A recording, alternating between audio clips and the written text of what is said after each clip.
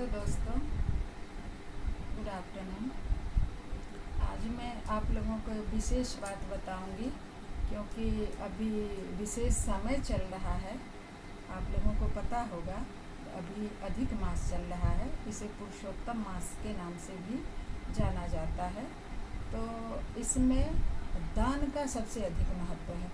पुरुषोत्तम मास में हम कोई नया चीज़ शुरू नहीं करते हैं, या पहले से जब कोई व्रत या चला आ रहा है व्रत पूजा वगैरह, तो उसको समाप्त भी नहीं करते। जैसे पहले किसी मंदिर या तीर्थ स्थल पर नहीं गए हों तो ऐसे जगह पे भी नहीं जाते हैं, लेकिन दान, पूजन, भजन, कीर्तन जितना अधिक कर सकें तो उसका बहुत ही उत्तम फल प्राप्त होता है।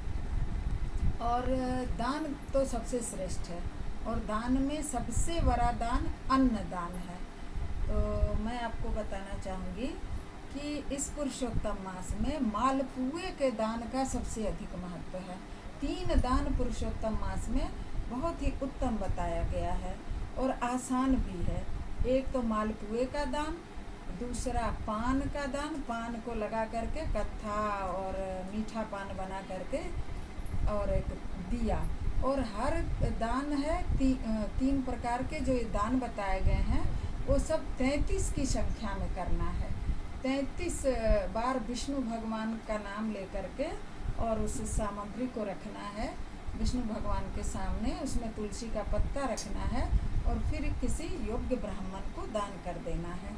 तो इससे बढ़ के कोई पुण्य नहीं है, जैसा कि बताया गया है।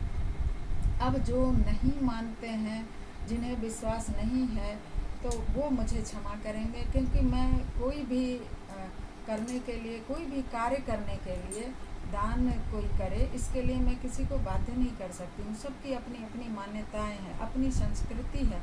तो मुझे अपनी संस्कृति बहुत पसंद है और मैं अपने से बड़े बुजुर्गों और पंडित ज्ञानियों से सुनी हूँ और उस पर मैं विश्वास करती हूँ। इसलिए मैं अपने सगे संबंधियों को, अपने शुभचिंतकों को बताना चाहती हूँ कि आप लाभ उठा सकते हैं, क्योंकि मुझे विश्वास है कि इससे लाभ होगा। अब मैं बताती हूँ मालपुए का दान कैसे करें। तो आप अधिक मास में 30 दिन में जिस दिन संभव हो सके आपसे, इसमें कोई बाध्यता नहीं है। और यदि संभव हो तो अष्टमी, नवमी और चतुर्दशी को ये दान करें तो अति उत्तम। नहीं तो अंतिम दिन अमावस्या को कर दें, और नहीं तो शुरू में ही कर दें। जब आपकी इच्छा हो, जब बन पड़े, समय मिले तो कर सकते हैं। मालपुए का दान करने के लिए मालपुआ को घी और गेहूं के आटे से बनाएं ताकि वो शुद्ध रहे, मिलावट नहीं हो।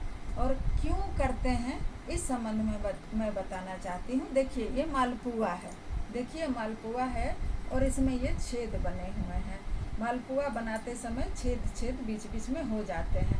आप सोचेंगे 33 मालपुए का दान ही क्यों कहा गया है शास्त्रों में। 33 रसगुल्ले का दान भी कहते, लड्डू का दान भी कहते, लेकिन मालपुए ही क्यों?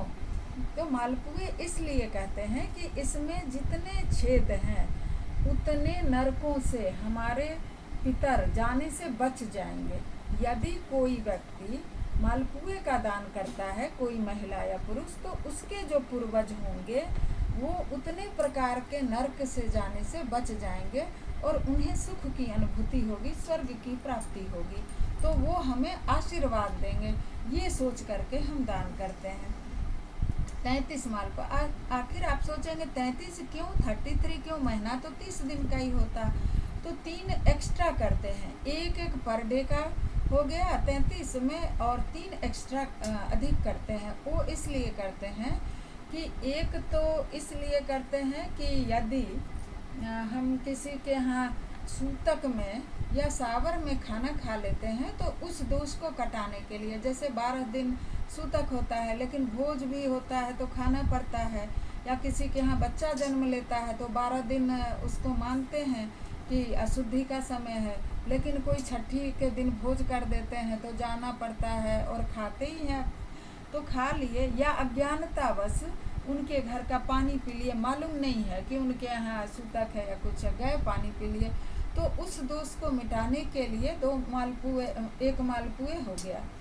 दूसरा कि यदि बेटी के यहाँ का अन्न खा लिए, बेटी का कन्यादान कर देते हैं तो उसके यहाँ का अन्न नहीं खाया जाता है, और अगर बेटी के यहाँ का अन्न खा लिए तो उस दोष से मुक्ति के लिए एक्स्ट्रा एक मालपुआ करते हैं, तो 32 हो गया।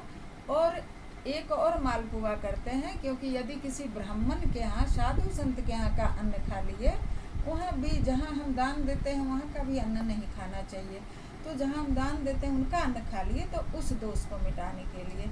तो इस तरह 30 ना करके 33 मालपुआ करने से संपूर्ण फल की प्राप्ति होती है। और 33 मालपुआ बनाकर किसी कांसे के प्लेट में रखा जाता है, और प्लेट सहित विष्णु भगवान के आगे रख के विष्णु भगवान का 33 बार नाम लिया जाता है। विष्णवे नमः, विष्णवे नमः, विष्णवे नमः, या 33 अलग अलग नाम लेकर के फिर उस मालपुए को किसी योग्य ब्राह्मण को देना होता है।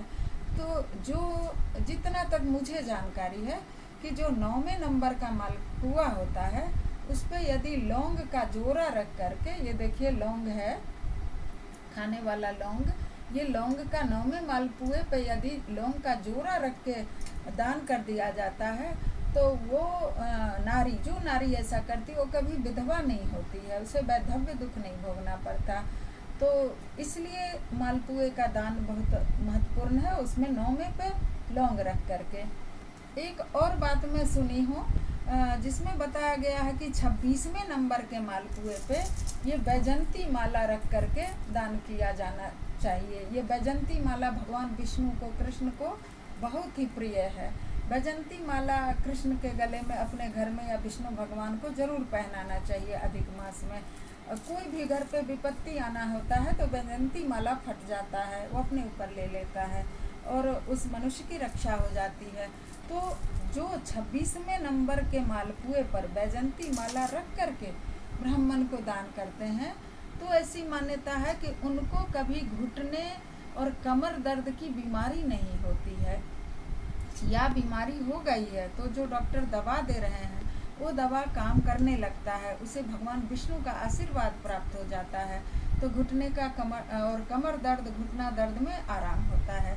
ऐसी मान्यताएं हैं। तो मैं आप लोगों को आज ये जानकारी दी, जिनसे संभव है आप लोग कर सकते हैं, आपके इच्छा के ऊपर निर्भर है, इसमें कोई बाध्यता नहीं है। अब अधिक मास मात्र 2 दिन बचे हैं, आज चतुर्दशी है, कल चतुर्दशी और अमावस्या भी है, और परसों संपूर्ण अमावस्या है उदया तिथि का।